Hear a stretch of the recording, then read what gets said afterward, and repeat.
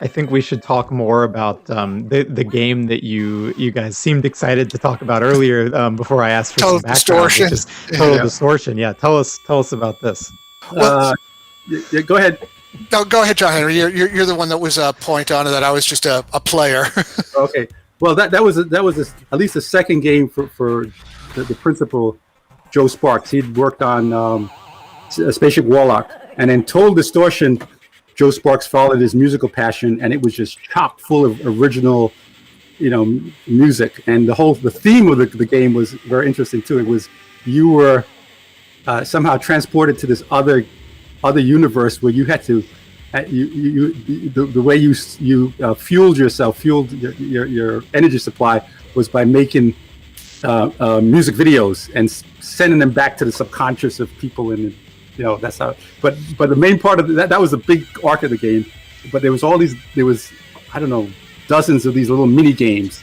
It was visual. It was a fun kind of buffet of games, and unusual games and good music. So and I think Joe joined Macromedia and did some Shockwave stuff, some web-based stuff. The Total Distortion thing was if you had somebody who was a non-gamer who was coming from the music business, and you told them to make something that was a game, but about their music business, and that person was very creative, that's what you would get.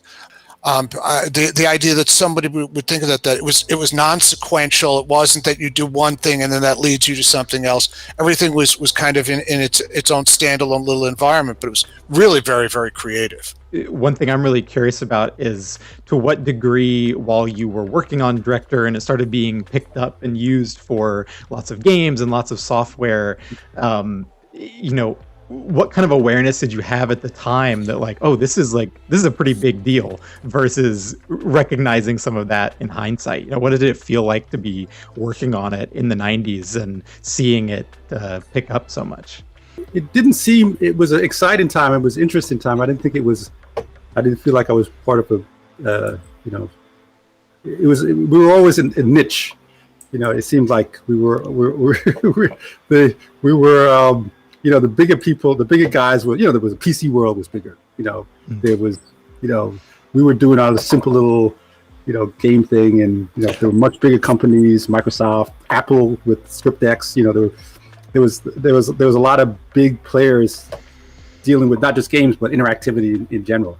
I mean, in retrospect now is what I see I see there was a big cultural expression that we're losing now, that we don't have access to unless, folks work really hard, like Larry's working on, to resurrect it for the new hardware. We don't have there's no financial incentive or motivation by the company that owns this intellectual property to just make it easier, just open source it or open source a little bit of enough. So it's a digital loss that I feel now. We can talk about Total Distortion, but we can't play it anywhere. It's just. And yeah, it was an interesting time to see the new forms of things without any barriers, or very minimal barriers. If they had a time and they had a computer, yeah, they were good to go.